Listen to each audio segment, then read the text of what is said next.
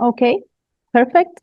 So thank you very much for the introduction, and thank you very much for the organizers for this very nice conference and for having me here today as invited speaker. So thank you very much. I'm honored to be here and to listen to all the interesting talks of this nice conference.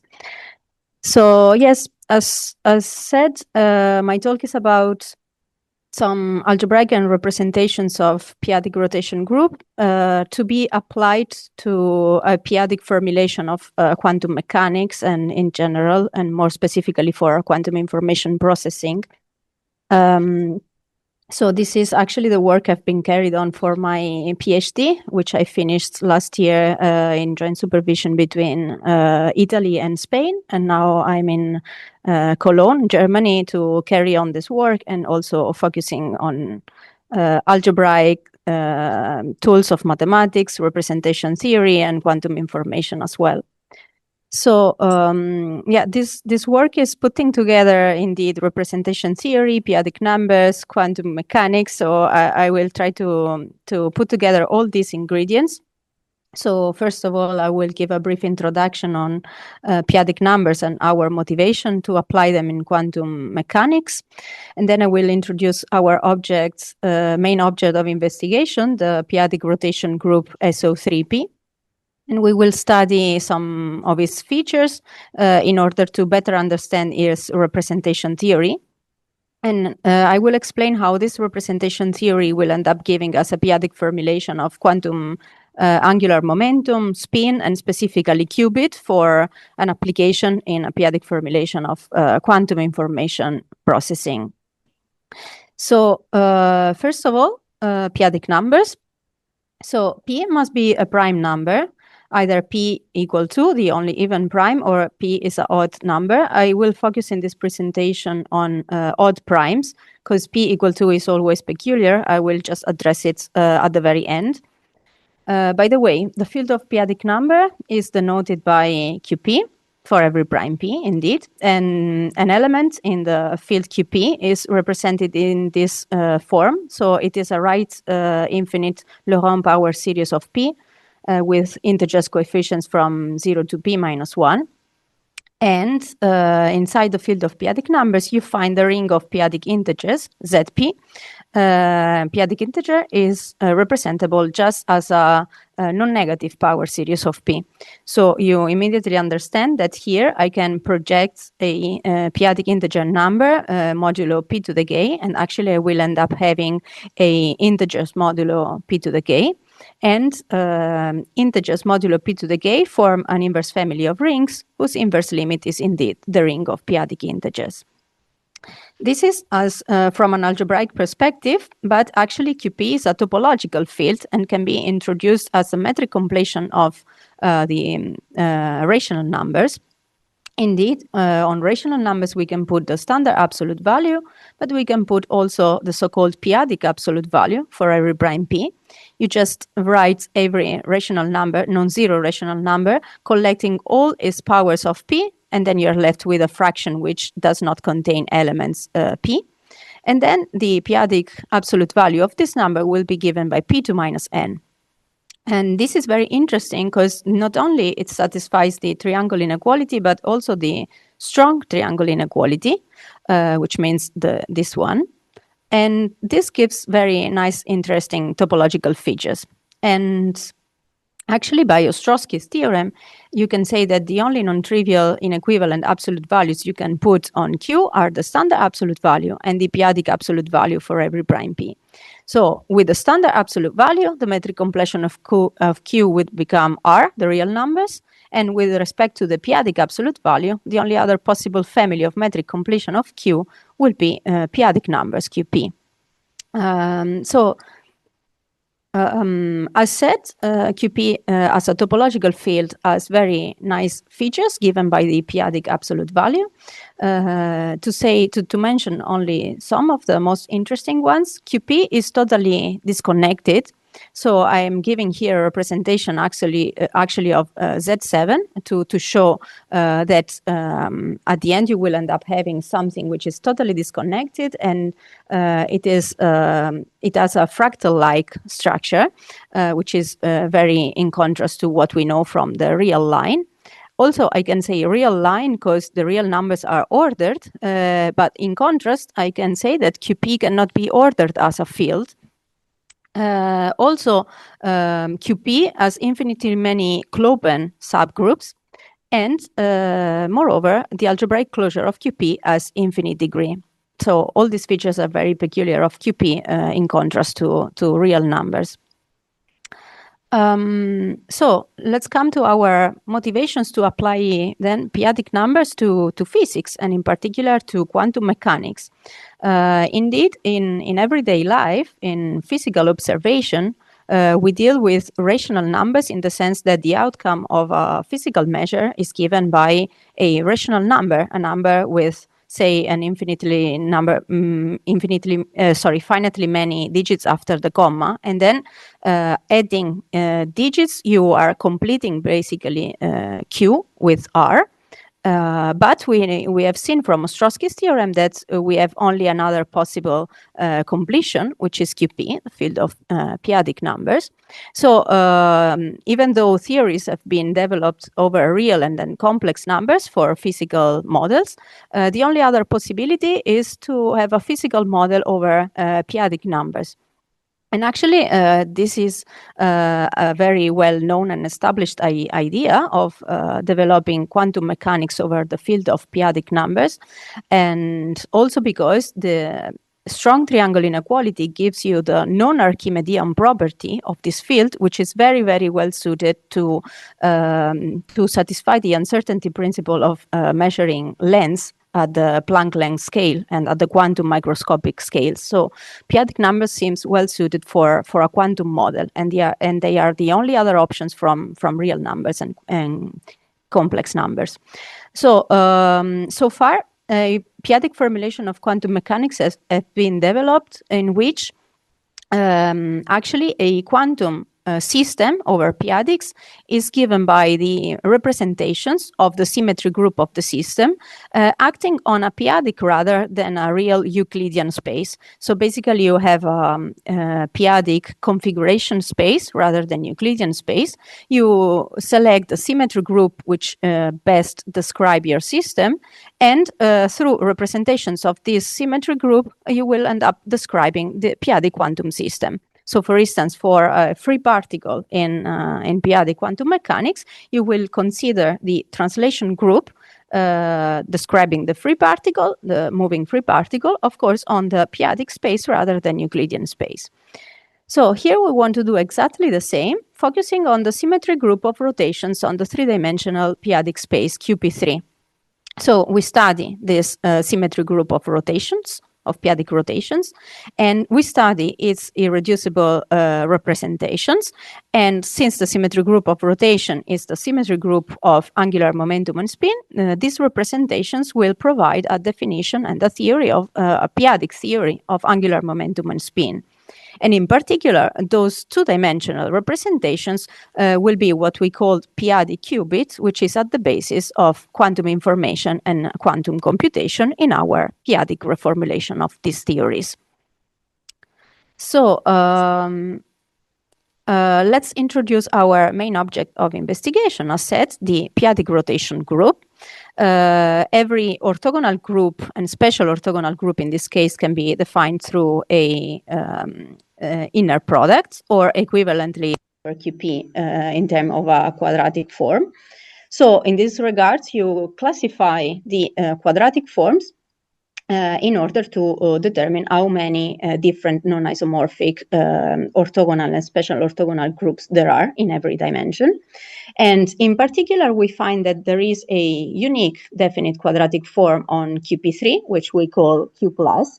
And here I want just to note that every p-adic theory is really depending on the prime number that you choose. Indeed, Q+ is different from p equal to and p an odd prime. And for odd primes, the quadratic form is very different from the identity that we also have over real numbers, and always present this number p here. And b is a non-square p-adic unit. So in particular, having a unique definite quadratic form in QP3, we can deduce that there is a unique special orthogonal group on QP3, which is compact, and we call it SO3P, and this is exactly the group SO, special orthogonal group, defined through this quadratic form and its inner product.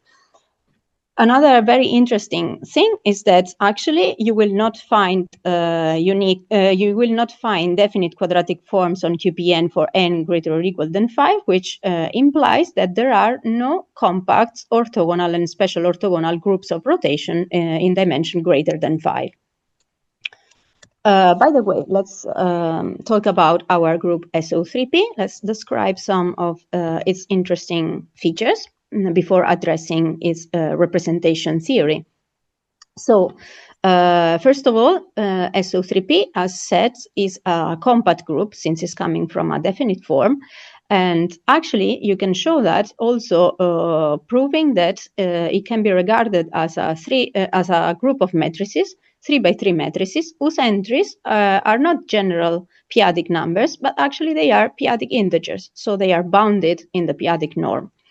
We call it the group of p-adic rotations, because actually you can prove that the elements of SO3P are really the rotations of QP3, in the sense that every element will be a rotation around a fixed axis of QP3, in the sense that actually every rotation has an eigenvector with eigenvalue 1, which is which represents the rotation axis, the fixed rotation axis.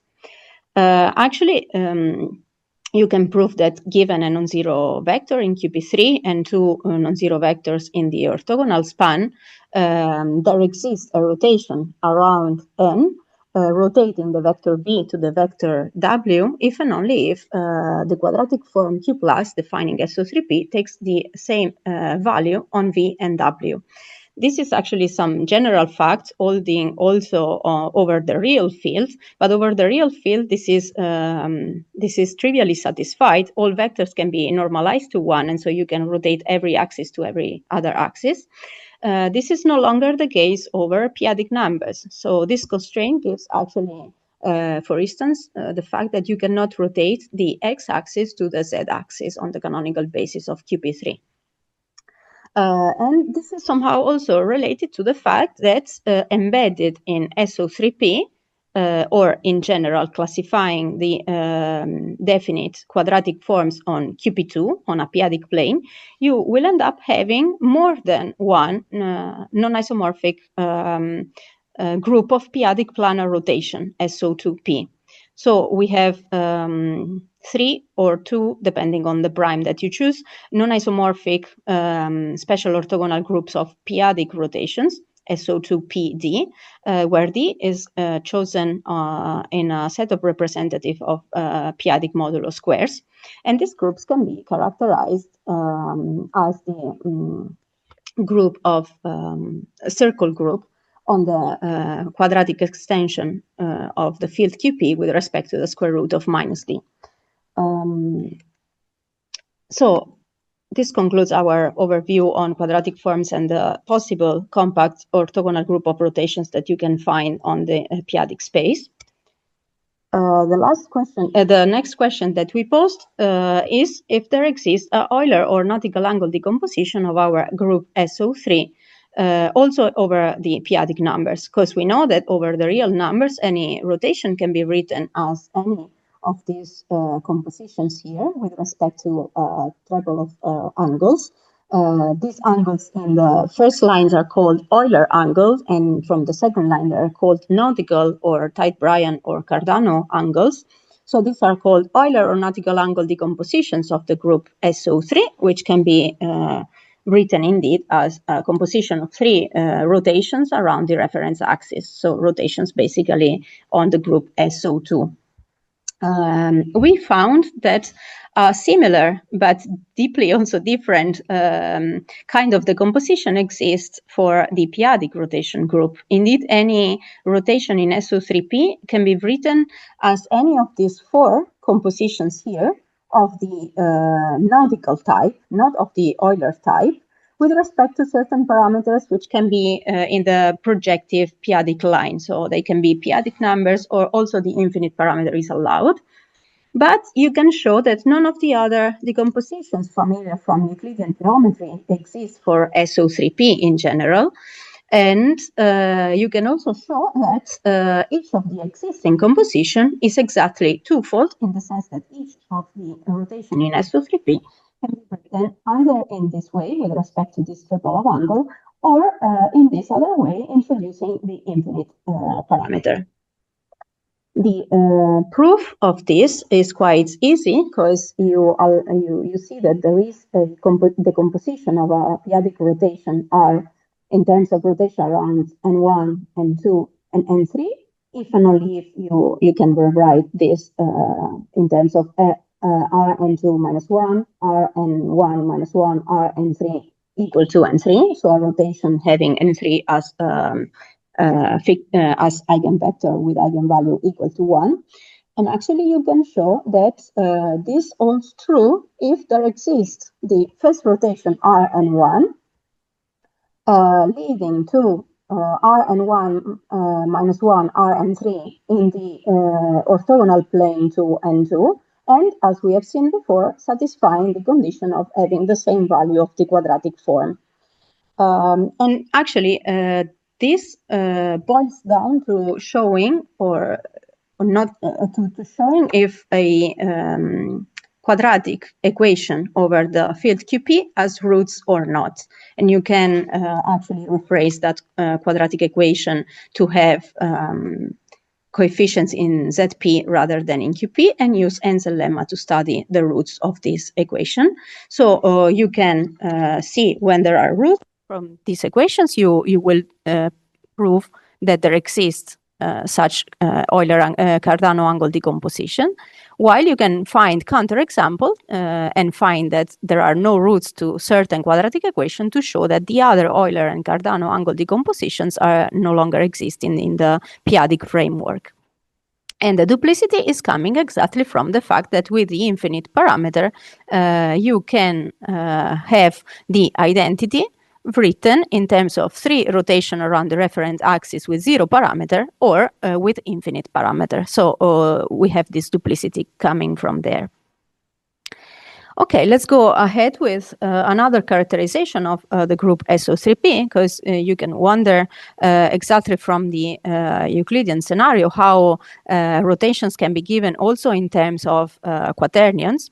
And of course, we can introduce a quaternion algebra over the field QP as well. And you can actually classify those quaternion algebra and see that there is, again, a unique division quaternion algebra over the field QP. And this will be given in terms of a basis for QP4 called 1 ij and I times j, satisfying this, these products here, these anti-commutation relations here, in terms of V and minus P, which were coming actually from our previous quadratic form. Indeed, actually the reduced norm of these quaternions are giving exactly the unique definite quadratic forms on QP4 and reducing to pure imaginary quaternion to the quadratic form defining our group SO3p.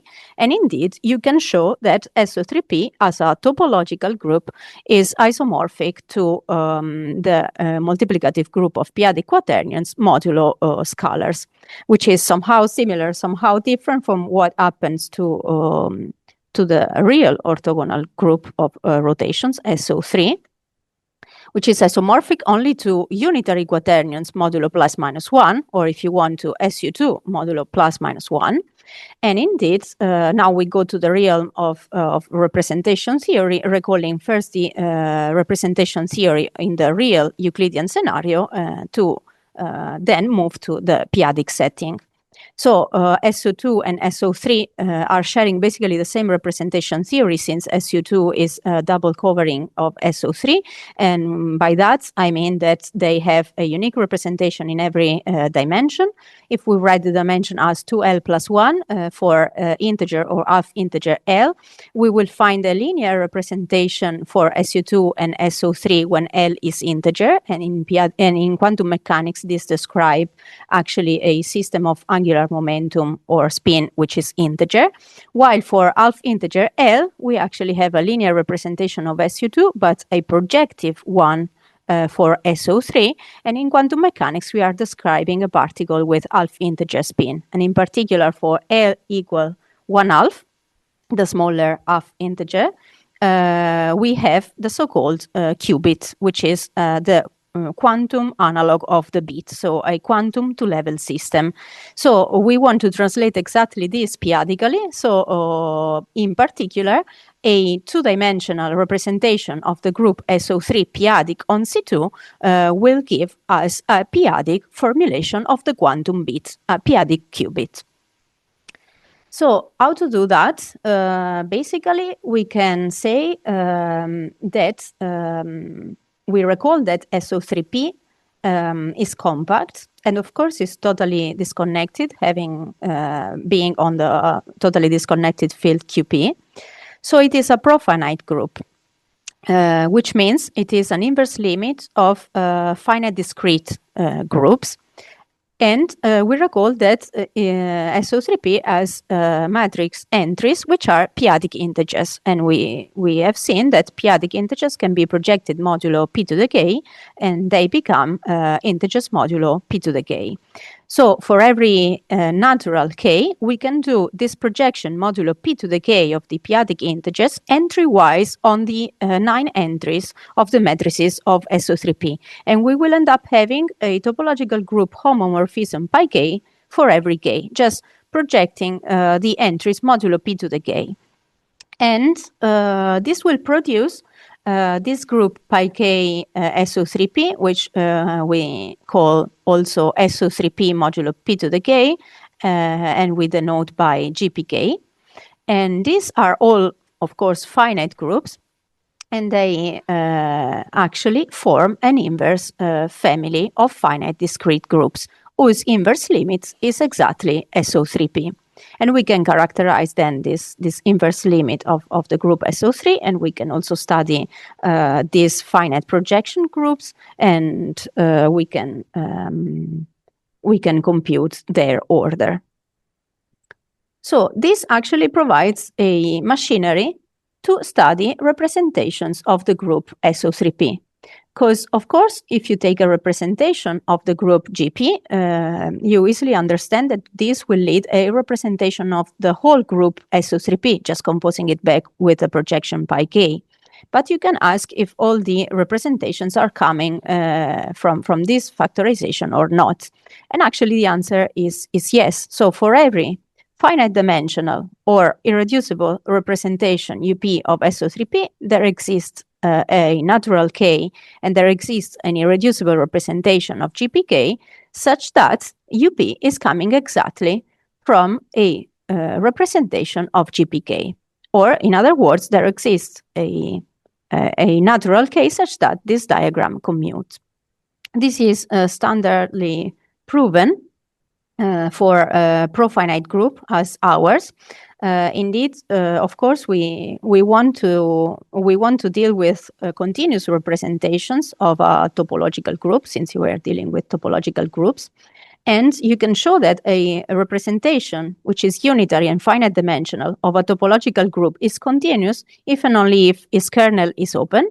You can do that with the no small subgroup theorem on the Lie group UN. And then actually the factorization of rho in the case of our group, of our p-adic group, it goes just by the fact that there exists a K such that the kernel of the projection modulo p to the K will be included in the kernel of rho.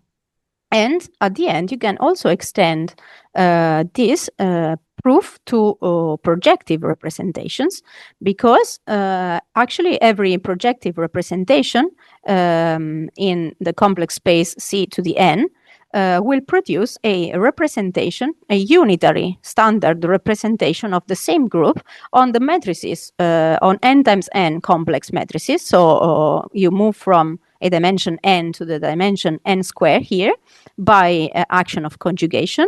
But by the way, you will find that the kernel of the projective original representation is equal to the kernel of this linear representation, and so you have the factorization in any case.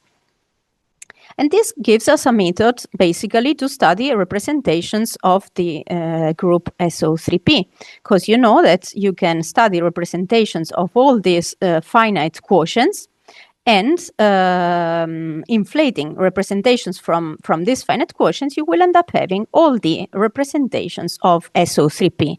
So you have sort of Kirillov method of inverse limit machinery to inflate representations from the finite projections to have all the classification of representations of SO3P. And this is what we started doing, considering the first projection, so SO3P modulo P, with K equal 1, so from the group GP. So let's see what happens with GP. We found a parameterization of the group GP, of course, in terms of 3x3 matrices with entries which are integers modulo P. And we have shown that actually this group GP has a semi-direct product structure. So the normal group N has order P squared, and actually it is cyclic. And this is in semi-direct product with a group H, which is of order 2p plus 1, and actually it is isomorphic to the dihedral group of symmetries of a polygon of p plus 1 sides. And from the semi-direct product structure, actually, we can inflate all representations of GP using the method of little groups by Wigner and Mackey, because the normal group in our case is abelian. So when the normal group in the semi-direct product is abelian, you find this method of little groups to inflate all the representations of GP from basically a product of representation. So one-dimensional character of the abelian normal group times the stabilizer group of actions of H on those characters. And so you will end up having the representations inflated from dp plus 1 and other p plus 1 dimensional irreducible representations. I want just to observe here that you see that only for p equal 3, we will end up having 4-dimensional irreducible representations of SO3 induced by G3, and not for other primes. So we did exactly that. We took the onto homomorphism phi pi of GP onto the dihedral group dp plus 1, and now dp plus 1 as a well-known representation theory. It has 4 one-dimensional irreducible representations and p minus 1/2 two-dimensional irreducible representations. And so we inflate these representations to GP first and then to the whole group SO3P. So in this way, we find the first irreducible representations of all the group SO3.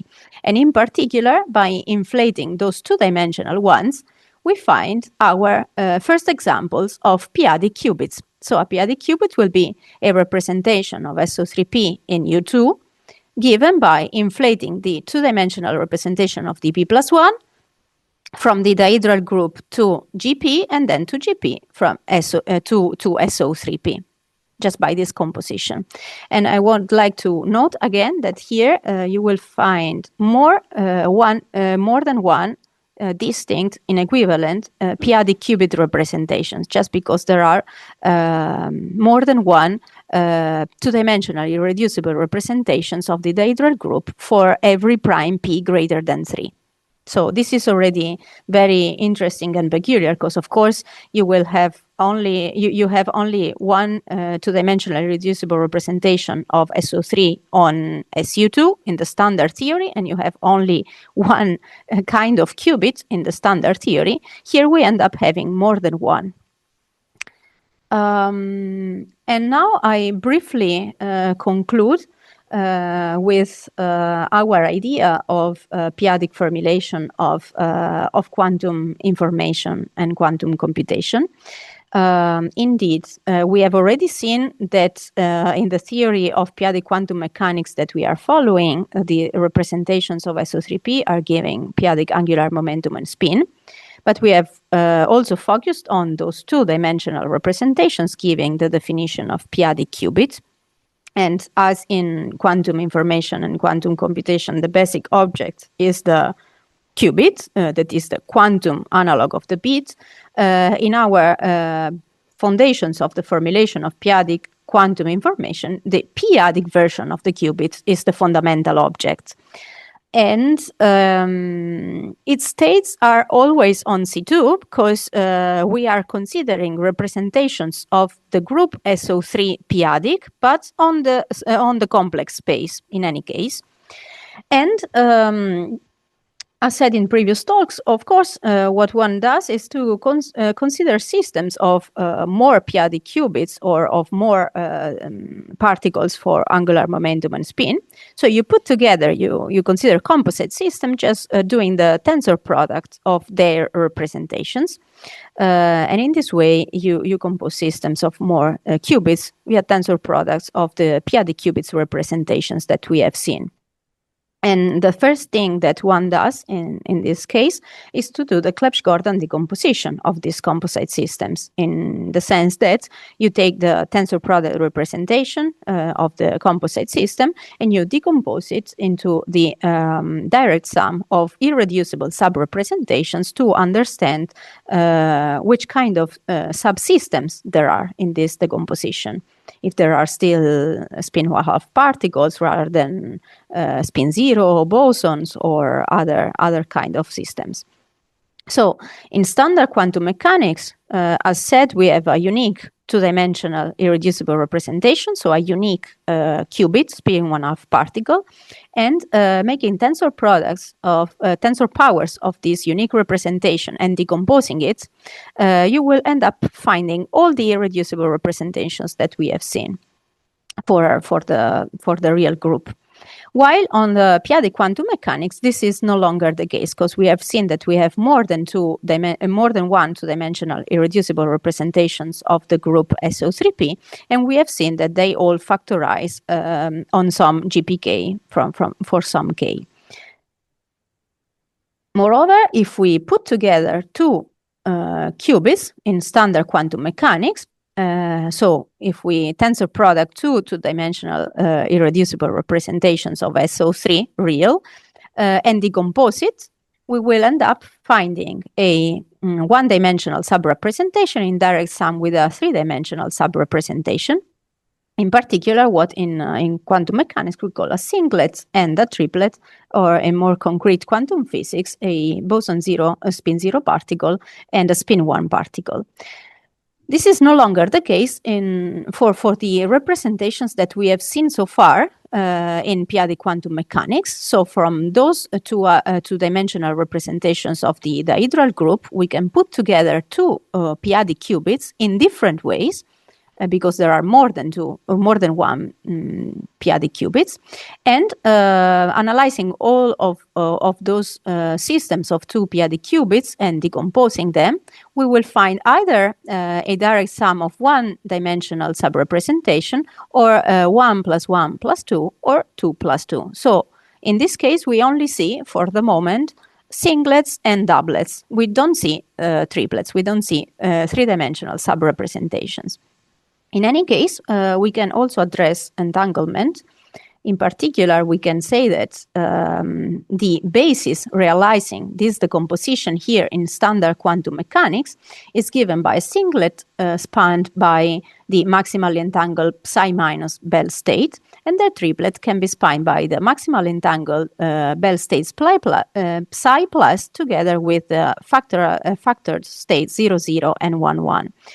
In the p-adic quantum mechanics, actually, you can realize all these direct sum decompositions in Bell basis. So in a basis of the 4 maximally entangled Bell states. In this sense, we can say that entangled states are arising more often in the p-adic setting. By the way, if we consider density operators, so real proper quantum states, the projectors onto the doublets are always separable, not entangled. Okay, this was our first observations for information and for p-adic qubits and systems in quantum mechanics.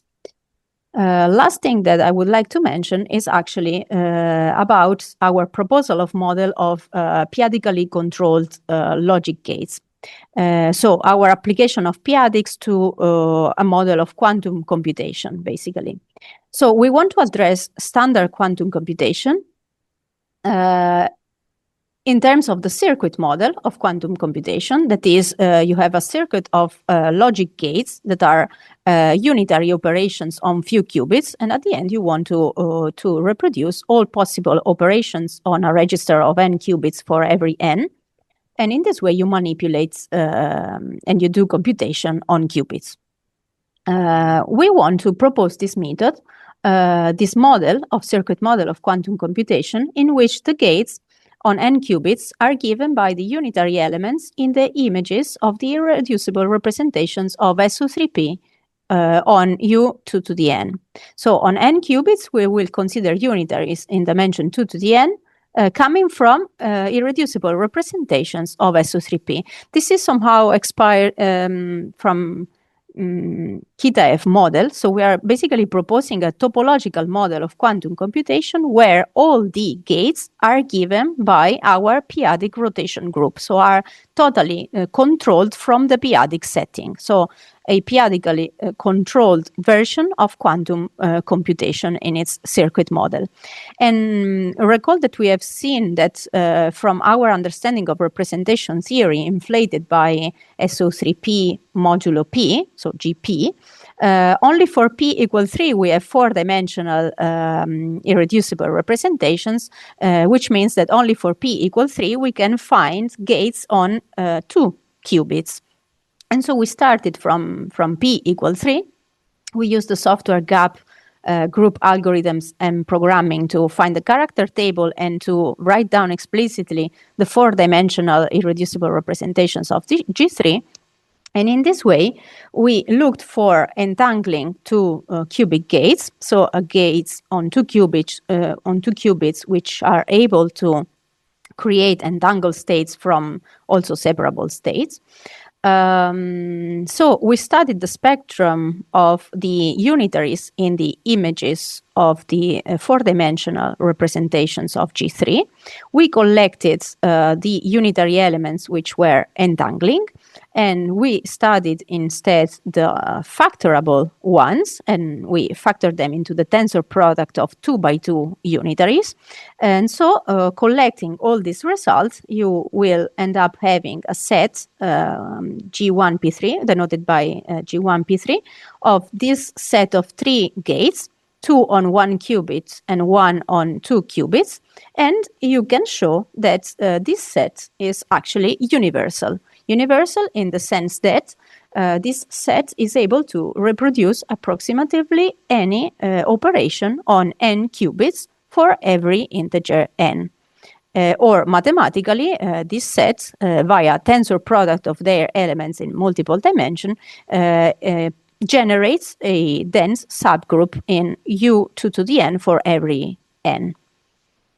And so this is already showing the powerfulness and truthness of our model, since we have a universal set of gates from which we can p-adically control every operation on qubits for quantum computation. So with this, I go to the conclusions.